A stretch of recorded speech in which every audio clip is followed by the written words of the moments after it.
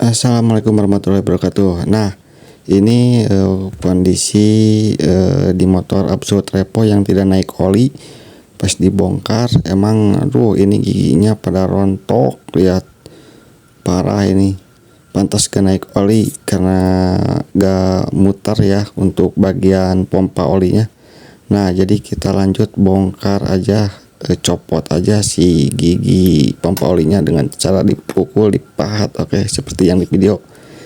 Nah, jadi kita ganti giginya doang ya, pakai yang baru.